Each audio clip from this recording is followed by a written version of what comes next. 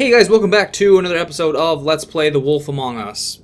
Last time we ended with Ichabod Crane reaming us out and me trying to tell him he's an asshole, but I couldn't. And we met some flying monkey named Duffkin. Me and Snow were trying to figure out who murdered the nice hooker from the beginning of the game. Okay. It's with all the fables in it. Not sure that was any more specific. Bring the first three. Be back in a few minutes. Wait, He what's knows the ones I'm talking about. There's bound to be information on her here. Somewhere.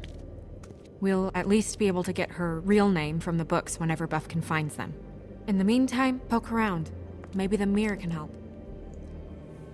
I really have to get this appointment squared away, but let me know if you need anything. Hello, Vivian? Genie? Hi, this is... Mirror on the floor, I suppose? Looking good. Hey, magic mirror. I got a question. You know the rule. I don't have time for this shit. Your impatience is callow. You're needlessly cruel, but have some respect for our history and rules. Mirror, mirror. If you're able, tell me all about this fable. See? Was that so hard? Yeah, I'm about 2 seconds away from kicking a hole in you. There's no need for that. Fine. Of which fable do you wish to know?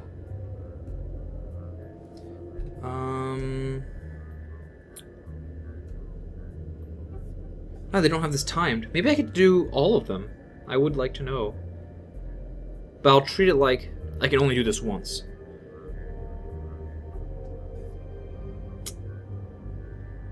I'm sure there's a twist to Show Snow me White in Snow this. White.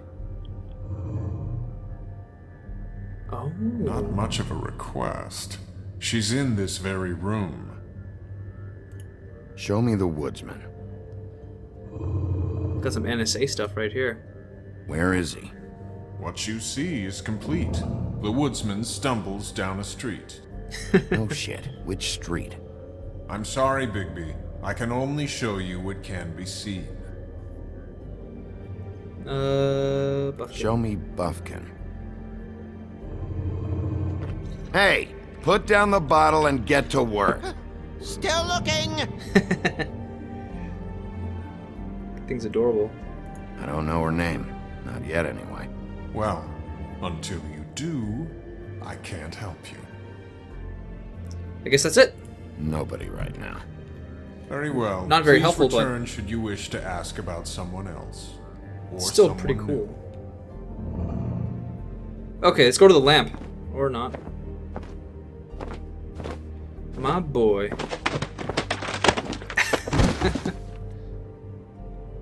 Well, I'm sure we'll get it all cleared up. Okay. Thank you. Oh, I guess she has snows on her collar. Ha ha ha ha. Lame.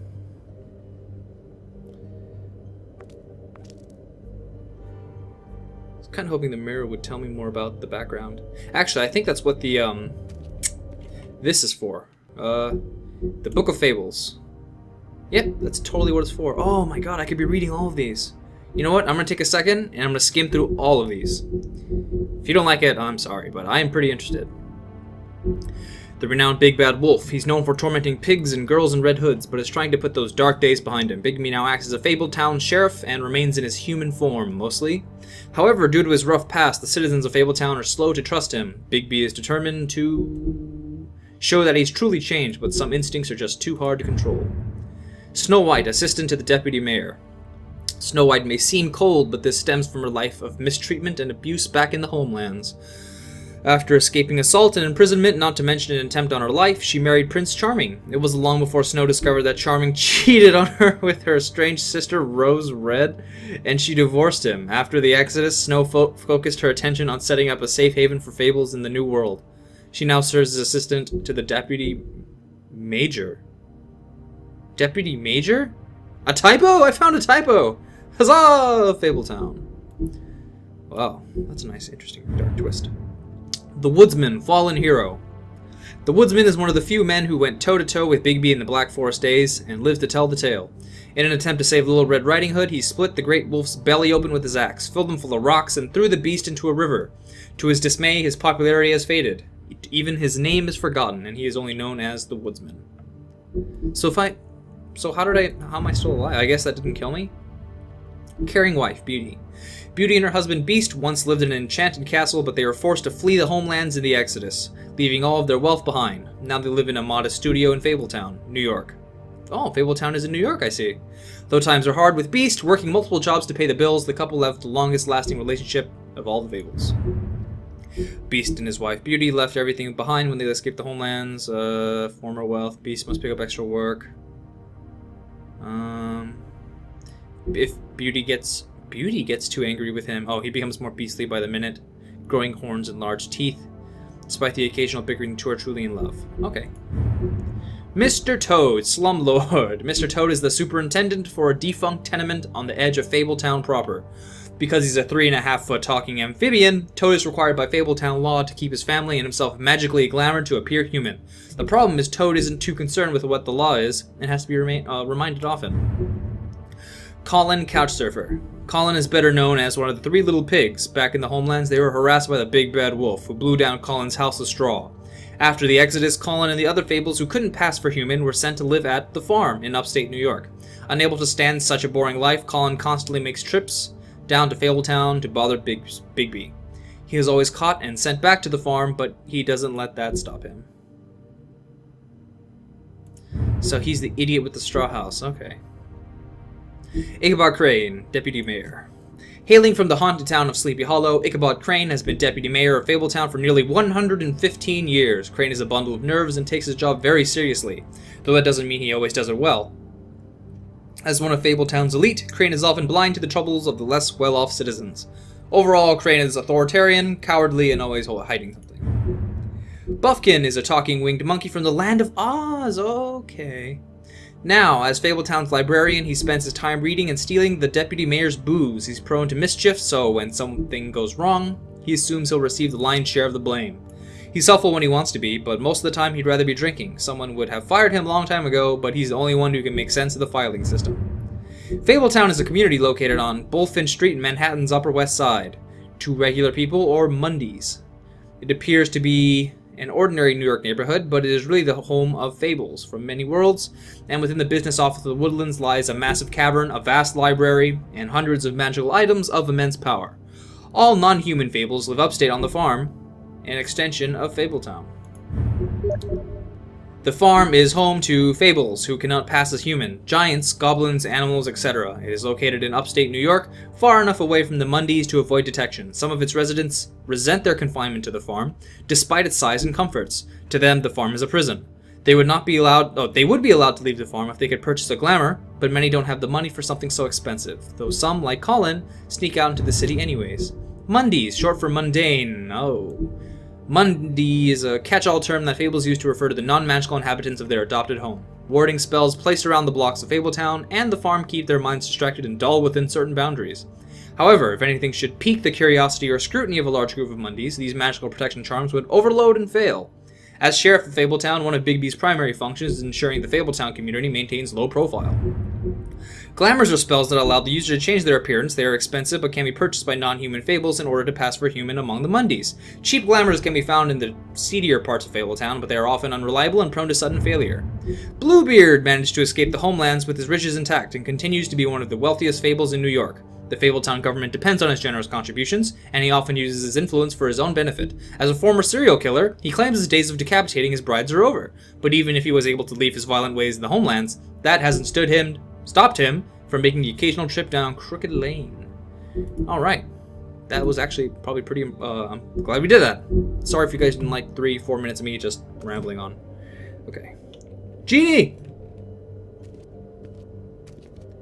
I expect Robin Williams to be in here. It's just lamps after the genie's been freed. Oh, he's been freed. Shucks. Rub-a-dub-dub.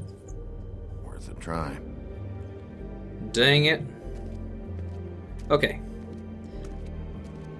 Ooh, hello. A tarot deck. Tarot cards. Jack brought them back from Appalachia. Who knows where they were before then? Or what he did to get them. I don't know. Strength. I guess it comes in all forms. Aww, it's me. I do like a good fortune telling. Oh. I'm guessing that's the woman who was decapitated. And the last card, the future. Past, present, and future. Just what the fuck is this supposed to mean? I will be impaled by 10 swords, maybe. Yikes. Okay. Book of Fables? Oh yeah, the Dufkin brought them over. We'll start with these. Any information on fables in our community will be somewhere in these books. Okay. Ooh, this is gonna be fun. Look at these dwarves, they're pretty scary. Me. And him. The woodsman? Yep. And his axe. Damn, man. That's a huge wolf. Or me, him. I'm pretty sure that's supposed to be me. Alright. Yeah. Dwarves. Less said about that, the better. Really? She has nothing to say about the dwarves? Okay. Yes, look at Red Riding Hood. I think her name was Red. She didn't make it out. Really? That's kind of depressing. Beauty in happier days. Beauty. Beast. And her man, Beast. Ooh, the three little pigs. Hello. Colin and his brothers. I guess I won't see them. Probably just Colin then, since he's being vague with their names. But I'd like to. Ichabod Crane! What a loser. Ichabod Crane. Scared shitless. What's that? Your boss. His finest moment. Hard to understand how he ended up running this place. Well, maybe it's time that changed. Speaking of Ichabod Crane, I've been dying to watch that new show,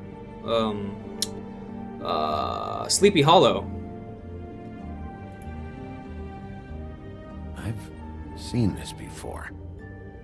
Hey, it's a mark on the ring, you symbol idiot. on the man's clothes. It's the same as the rings. Could be her father or husband. This has most of the emblems of the old days and usually what family they come from. If it's in here, we'll have her name. All right, the brown red book. I'm still not done looking. I want to look at these guys. I haven't seen Badger around for a while. He likes his privacy, I think. I wish Toad would like his a bit more.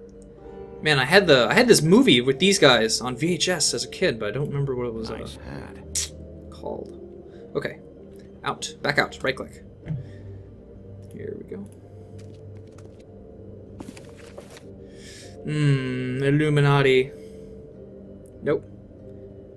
Looks like they want me to click it anyways, or I can if I chose to. What? I can't read any of this shit. I can help. Yeah, thanks. We look out for each other. Don't overdo it. Buffkin, translate. An exquisite design from the good china of Toad Hall. Mr. Toad? He probably wrote this in himself. Hey, Asgard! Asgard, Midgard, look at that.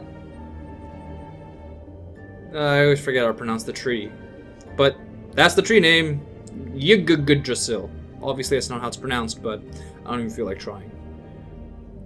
Not even a little. Oh! Actually, since we're almost out of time, I'm gonna end the episode here for today. So stay tuned for, I don't know, either later today or tomorrow for the next episode of Wolf Among Us. See you guys later, and thanks for watching. Bye!